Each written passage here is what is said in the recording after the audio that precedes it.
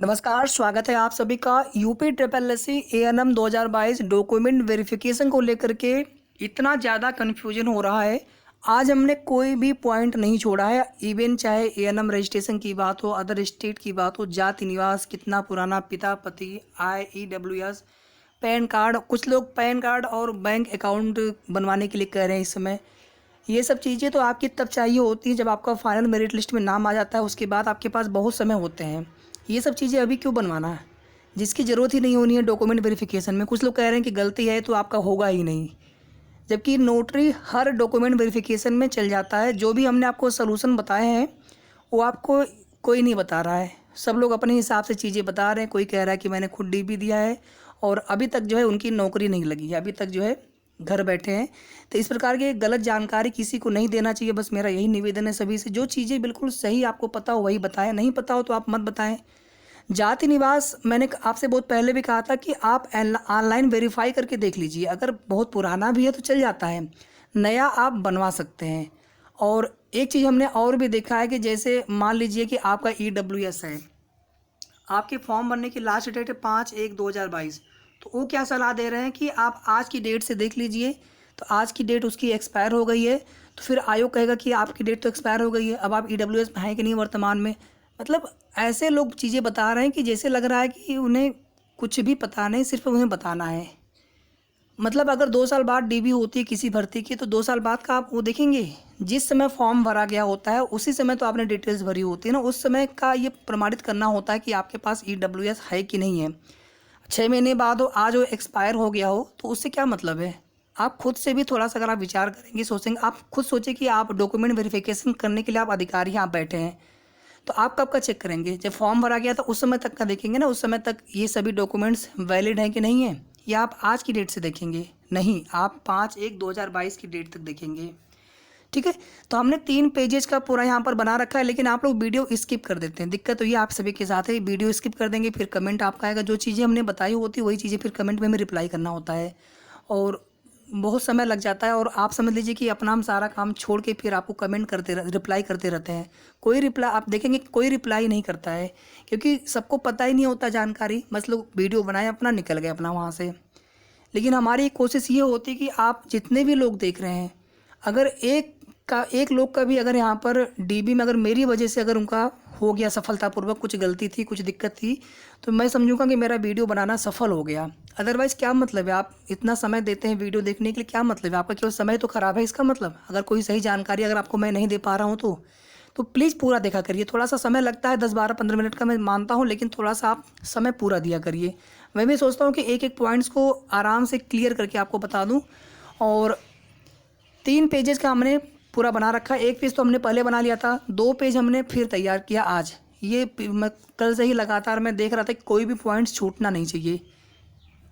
जितना हमने यहाँ पे लिखा है ये तो बहुत कम लिखा है, इसके अलावा भी बहुत सारी चीज़ें हैं। चलिए हम स्टार्ट करते हैं, लेकिन आप लोग वीडियो को प्लीज़ सभी लाइक करके और शेयर कर देंगे, सभी तक वीडियो पहुँच जाएगा।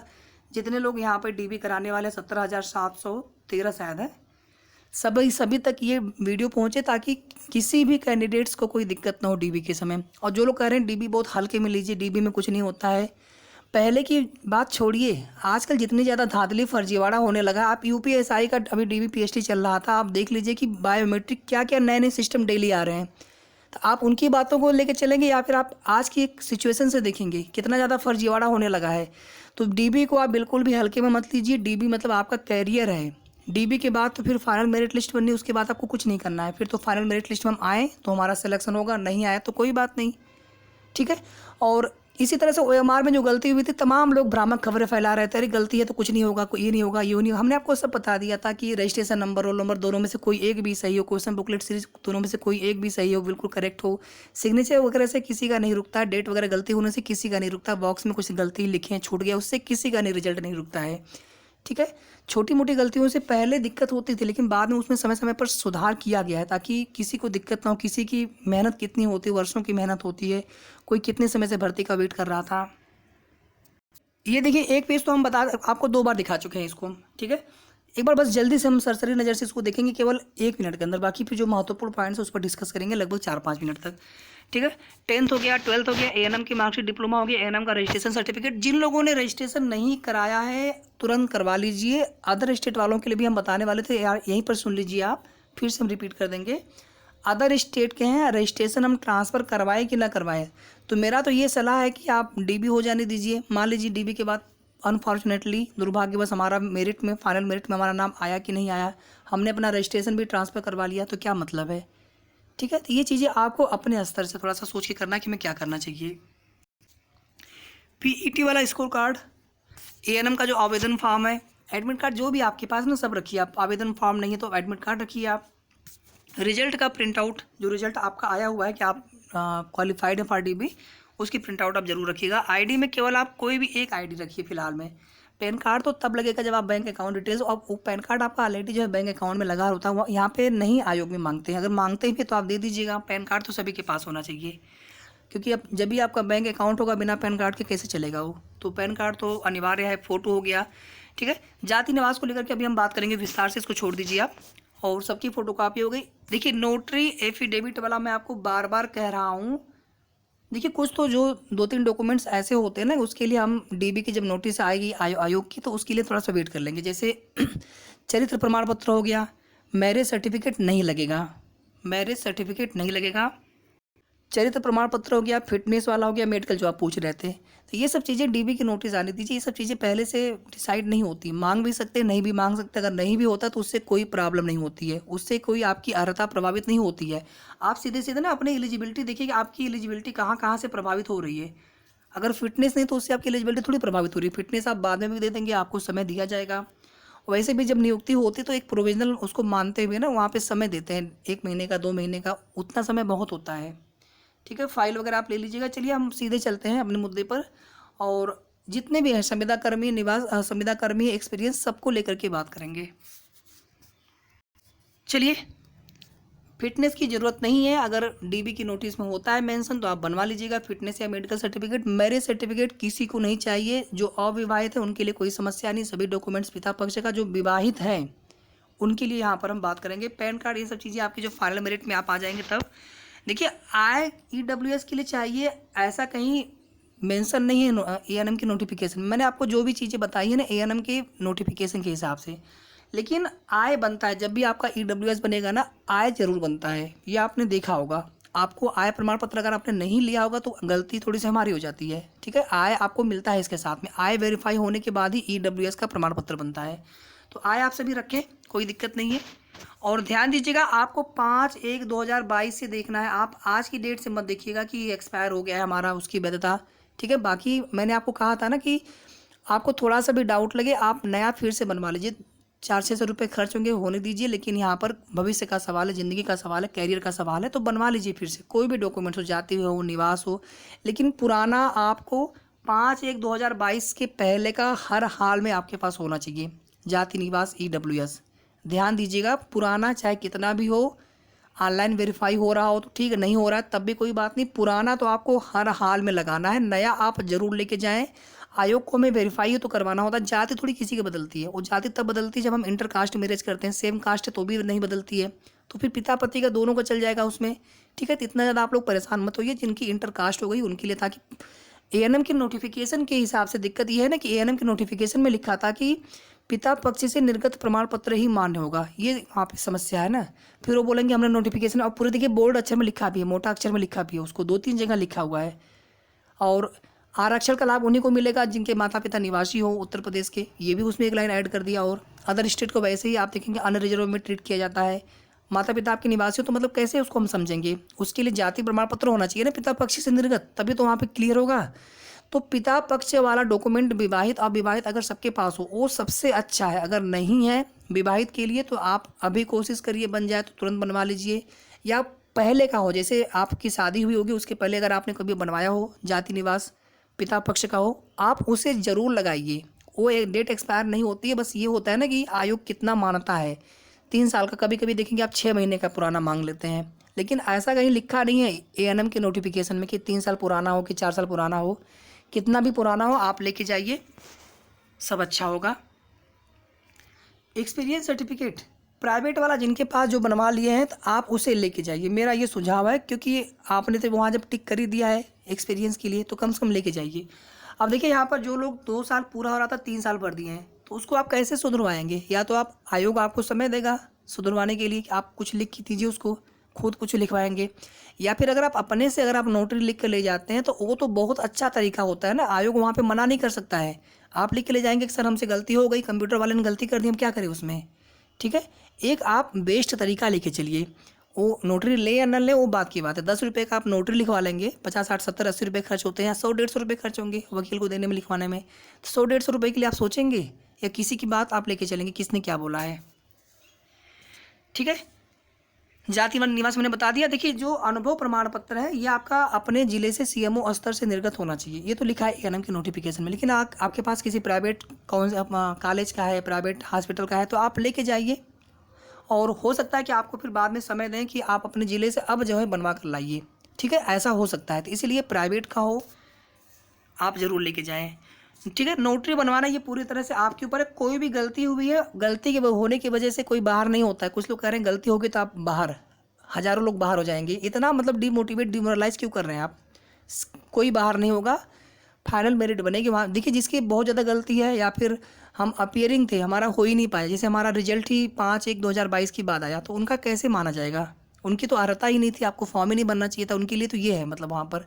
तो ऐसे लोगों की बात हम नहीं करेंगे, ठीक है। वहाँ पे उनको भी पता है कि हम एलिजिबल थे नहीं, तो फॉर्म भर दिया था देखने के लिए अपना हो जाएगा तो ठीक, नहीं तो फिर क्या करेंगे।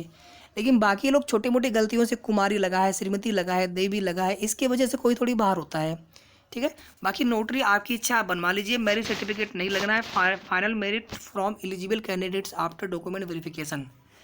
विवाहित है तो जाति EWS मायके पक्ष का देखिए मांगा गया है एएनएम के नोटिफिकेशन के हिसाब से। आपके पास जो है आप वही लगाइए, कोई दिक्कत होती है डीबी के समय तो आप अभी नया बनवा लीजिए। मान लीजिए वहाँ पे नहीं माने तो आप क्या करेंगे? तो आप उन लोगों को पकड़ के लाएंगे जो लोग बता रहे हैं कि नहीं चल जाएगा चल जाएगा। हमने आयोग में डीबी कराई, हमने बहुत लोगों से पूछा, हमने 10,000 का सर्वे कराया है, मालूम पड़ा 100 लोगों का भी उनके पास डेटा नहीं होता है। तो चलिए जिनको जो बोलना है बोलने दीजिए, झूठ बोलना ही आजकल काम है सबका, क्या करेंगे, ठीक है। तो आप बनवा लीजिए, अभी भी आपके पास समय है। नया डॉक्यूमेंट्स आप सभी बनवा लीजिए एक बार, जाति है, निवास है, EWS, थोड़ा पैसे खर्च होंगे, बनवा लीजिए। एफिडेविट है, एक्सपीरियंस सर्टिफिकेट आप ध्यान दीजिएगा, संविदा कर्मी जो है 5/1/2022 तक जितना आपका हुआ रहेगा उतने का ही आप बनवाइएगा प्लीज़। आप आज की डेट से जोड़ के मत बनवाइएगा, अदरवाइज़ आपको समस्या हो सकती है। अगर हम 2 साल का 3 साल भर दिए हैं, नहीं भरना था हमने तब भी भर दिया, ठीक है, हम पहले से गवर्नमेंट जॉब पे हैं हमने तब भी भर दिया, तो उसके लिए फिर वही सोल्यूशन है कि आप एफिडेविट लिखवा लीजिए एक, उसके लिए आप किसी से पूछिए मत, ठीक है। लेंगे नहीं लेंगे तो क्या दिक्कत है, 100 150 रुपये खर्च हमारा होगा, ठीक है, कोई चीज़ दिक्कत नहीं होती, आपकी नौकरी लग जाएगी, उससे बड़ी खुशी क्या है, ठीक है। अदर स्टेट का देखिए हमने बता दिया है कि आप करवा लीजिए चेंज, मतलब ट्रांसफ़र करवा लीजिए अपना। बाकी अभी कैसे कंफर्म होगा कि आपका हो पाएगा कि नहीं हो पाएगा फाइनल मेरिट में, तो इसके लिए आप अपने स्तर से देख लीजिए कि अभी आपको करवाना चाहिए कि नहीं करवाना चाहिए, कितना समय लगता है करवाने में, और आपको समय मिल जाता है बाद में डीबी के समय ना, इसकी वजह से आप बाहर नहीं होंगे, समय आपको मिल जाएगा, ठीक है। जिन्होंने रजिस्ट्रेशन नहीं करवाया अपना एएनएम का अभी तक, तो आप तुरंत करवा लीजिए, अपने मुख्यालय से, लखनऊ से होता है, उसके लिए आपको वेट थोड़ी करना था कि करवाएं कि ना करवाएं, ठीक है। तो ये नोटिफिकेशन के हिसाब से है। विवाहित हैं तो पति, अच्छा यहाँ पे उल्टा कर दिया हमने, माफ़ी चाहूँगा यहाँ पे, अच्छा ठीक है, नहीं सही है। अगर अविवाहित है तो फिर वहाँ पर सभी पिता पक्ष का ही चलेगा, लेकिन विवाहित है तो पति का आपके पास है, निवास जाति चलेगा, पुराना आपके पास कोई तो होना चाहिए पिता पक्ष का, आपकी शादी होने से पहले कि आपने कभी डॉक्यूमेंट्स बनवाया ही नहीं, ठीक है।